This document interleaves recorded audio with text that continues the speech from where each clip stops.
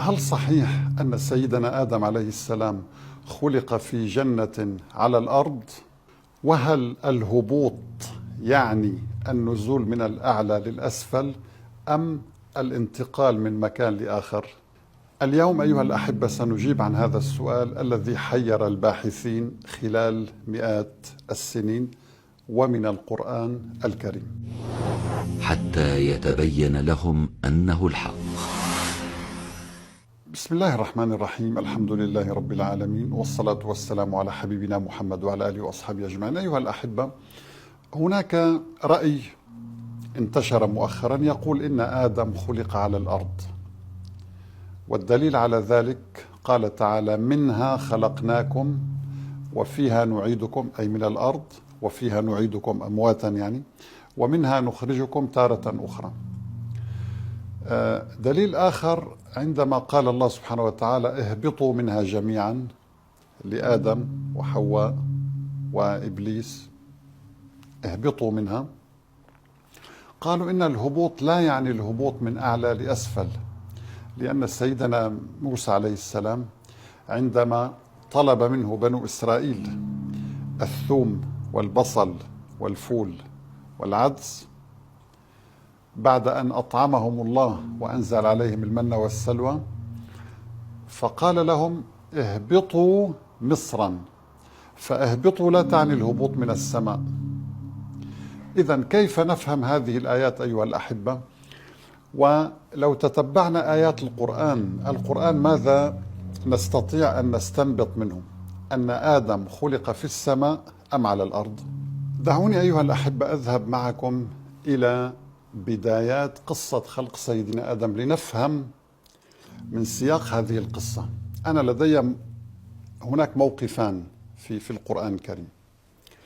الموقف الأول عندما أخبر الله الملائكة أنه سيخلق بشرا من طين، وإذ قال ربك للملائكة إني خالق بشرا من طين.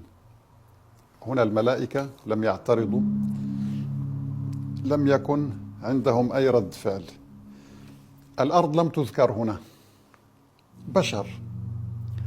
فإذا سويته ونفخت فيه من روحي فقعوا له ساجدين، فسجد الملائكة كلهم أجمعون. إذن هنا الأمر هذا تم، لم تذكر الأرض، لم يذكر الله عز وجل أين سيخلق هذا المخلوق الجديد بشرا من طين، حتى اسم آدم لم يذكر هنا. بعد أن سجد الملائكة ماذا قال الله لهم؟ طبعا إبليس أبى، وهنا طبعا سكن سيدنا آدم في الجنة. طيب، عندما قال الملك عز وجل للملائكة: وإذ قال ربك للملائكة إني جاعل في الأرض خليفة، هنا حدد موقع الخلافة أين في الأرض. بينما عندما قال: وإذ قال ربك للملائكة إني خالق بشرا من طين فإذا سويته ونفخت فيه من روحي فقعوا له ساجدين فسجد الملائكة كلهم أجمعون إلا إبليس، إلى آخر القصة معروفة. هنا لا يوجد ذكر للأرض. إذن في بداية عندما خلق الله آدم لم يذكر الأرض، ولكن عندما قال لهم إني جاعل في الأرض خليفة حدد الكوكب أو المكان الذي سيجعل عليه هذا الخليفة. طبعا هنا الله عز وجل مطلع على الكون، يخاطب الملائكة، فعندما قال لهم إني جاعل خليفة لابد أن يحدد المكان. لاحظت أخي الحبيب؟ قال إني جاعل في الأرض خليفة. إذن هذه أول ملاحظة يجب أن ننتبه لها، أن الله عندما خلق آدم لم يحدد مكان خلقه، ولكن عندما قرر أنه سيكون خليفة حدد في الأرض: إني جاعل في الأرض خليفة. طيب، قال الله عز وجل لآدم: اسكن أنت وزوجك الجنة. وحذرهما من هذا الإبليس اللعين، قال إن هذا عدو لك ولزوجك فلا يخرجنكما من الجنة فتشقى. إذن هنا حدد مواصفات الجنة: إن لك ألا تجوع فيها ولا تعرى، ليس فيها جوع. طيب أين هذا المكان على الأرض الذي ليس فيه جوع؟ لا يوجد. على الأرض القوانين الأرضية تجبر الإنسان أن يجوع ليأكل، وأنك لا تظمأ فيها ولا تضحى، ليس فيها حر، ليس فيها الشمس، ليس فيها ظمأ. طيب هذا المكان أحبتي في الله غير موجود على الأرض. الشيء الثاني، لنفرض أن الله خلق آدم على الأرض، لنفرض جدلا. طيب هل العقوبة أن يخرج من بستان إلى بستان؟ الجنة هي البستان في اللغة. الجنة في اللغة هي الحديقة، البستان، مكان فيه الثمار، فيه أنهار، فيه خضار، فيه نباتات، فيه مكان جميل فيه ما تشتهي الأنفس. هذه هي معنى الجنة. طب لو كانت الجنة على الأرض، هل العقوبة الكبيرة جدا، يعني هل هذه العقوبة الكبيرة تقول اخرج من الأرض إلى الأرض؟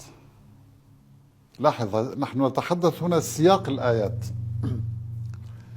عندما قال اهبطوا منها جميعا، اهبطوا، ما معنى اهبطوا؟ الهبوط هنا لها معنيان أيها الأحبة.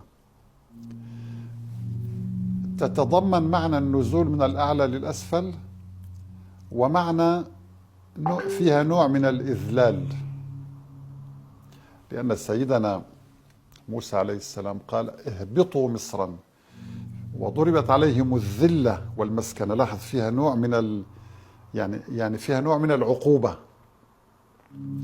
فالله عز وجل عاقب آدم لأنه عصى الله سبحانه وتعالى، فقال اهبطا منها جميعا، اهبطوا منها.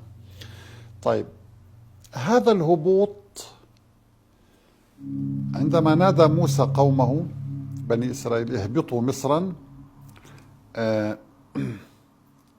يعني انتقلوا من مكان لآخر ولكن بذل. ولكن هناك آية في القرآن أن الحجر أو الصخر من خشية الله يهبط يهوي من الأعلى للأسفل. ما معنى ومنها ما يهبط من خشية الله؟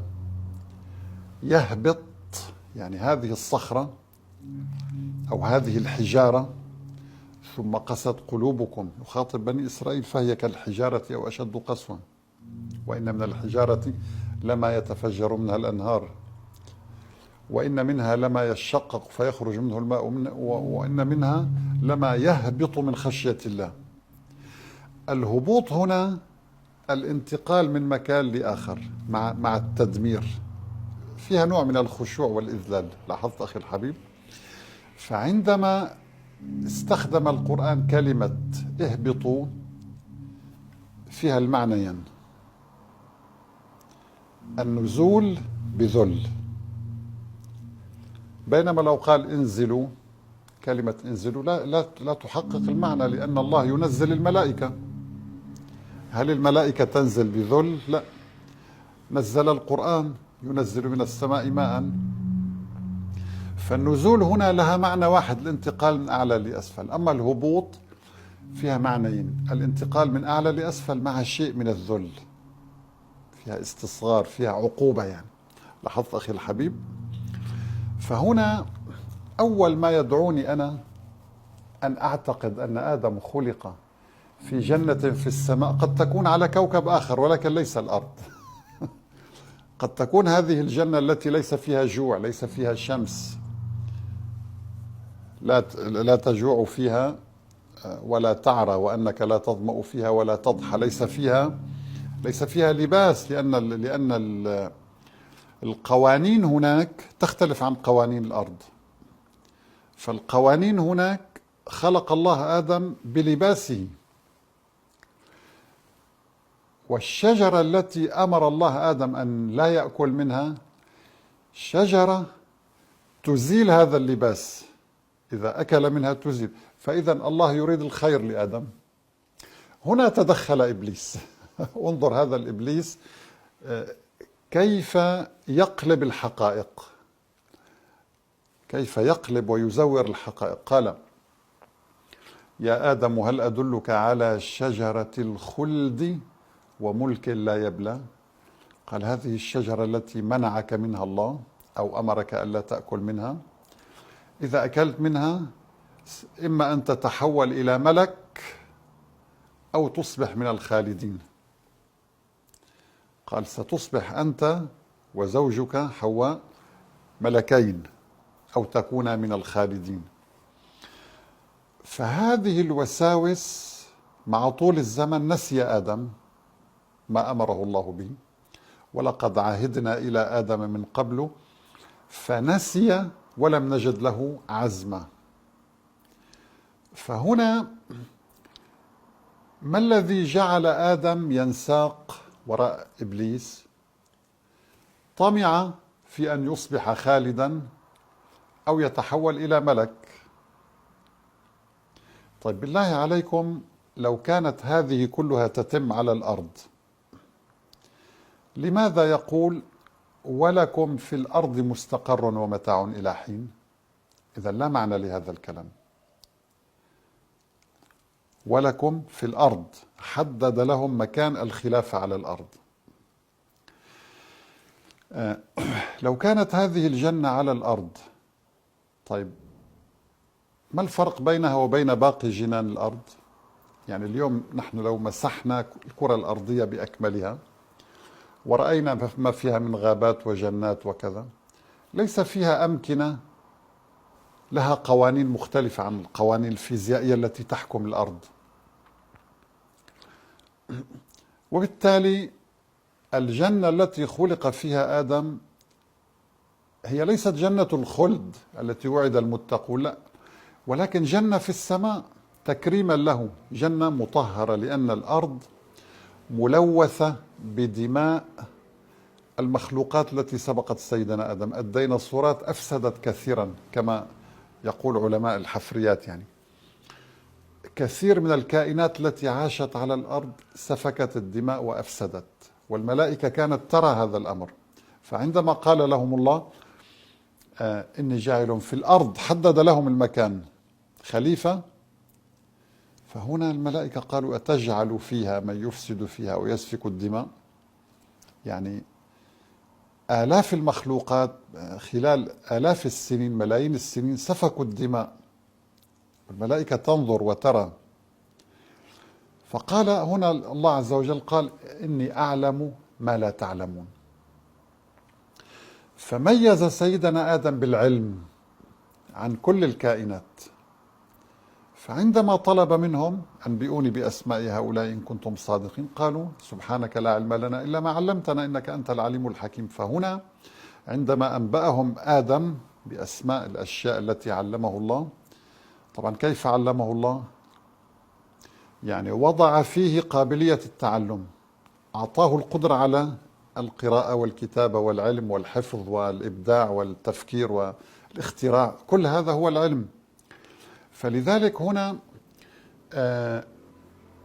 الله عز وجل عندما خلق آدم، المنطق يفرض أن نعتقد أنه خلق في السماء لأنه مكان مطهر، في مكان طاهر لم يلوث بالدماء كما على الأرض، لأن الملائكة ستسجد له، ملائكة الرحمن. فملائكة الرحمن سجدوا لآدم في مكان عالي مرتفع غير الأرض التي لوثت بدماء المخلوقات السابقين وإلى آخره. فعندما، وهذه الجنة لها قوانين مختلفة عن قوانين الأرض، فعندما سيدنا آدم عصى الله، كانت العقوبة أنه أهبط إلى الأرض فقد أولا ميزة ألا تجوع فيها ولا تعرى، وفقد ميزة ألا تظمأ فيها ولا تضحى، وأنك لا تظمأ فيها ولا تضحى، وفقد ميزة ألا يشقى فيها، وفقد ميزات كثيرة جدا. ونزل إلى الأرض. الأرض ماذا يوجد فيها؟ قوانين الأرض فيها الأمراض أول شيء، فيها الجوع، فيها العطش، فيها حرارة الشمس العالية. هناك لا يوجد حرارة عالية، ولا تضحى، حتى الضحى لا يصيبك، شمس الضحى لا تصيبك. إذن هذه عقوبة منطقية. لاحظت؟ حتى إبليس عندما قال اخرج منها مذءوما مدحورا. طيب اخرج منها من جنة على الأرض، يعني لنفرض الآن هذه الجنة على الأرض في مكان ما في غابات الأمازون مثلا. طيب يعني هل العقوبة هي اخرج من هذا المكان إلى مكان آخر؟ العقوبة التي تلقاها إبليس عندما رفض السجود قال اخرج منها مذءوما مدحورا ذليلا صاغرا يائسا. عقوبة من الأرض إلى الأرض ليست عقوبة هذه. ما الأرض كلها فيها جنات، فيها أنهار، فيها ثمار، فيها بحار. فسياق الآيات يجعلني أعتقد أن هناك جنة من نوع مختلف عما على الأرض، فيها مواصفات خيالية للحياة. وإبليس كان موجودا في هذه الجنة فطرد منها لأنه عصى أمر الله سبحانه وتعالى. اخرج منها فما يكون لك أن تتكبر فيها، فاخرج إنك من الصاغرين. إذن أخرج خارج هذه الجنة ثم أهبطوا جميعا إلى الأرض. إذن هنا أيها الأحبة قدمنا رؤية منطقية من القرآن الكريم فقط. طبعا السنة المطهرة مليئة بالأحاديث التي تؤكد أن آدم خلق في السماء، وأنه الآن موجود في السماء أيضا، وهو حي عند ربه.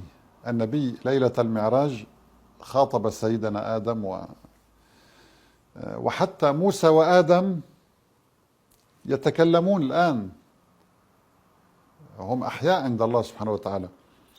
عندما حج موسى آدم وقال له يعني يا آدم أنت الذي خلقك الله من روحه ونفخ فيك من روحه وكذا، أهبطت الناس إلى الأرض بخطيئتك.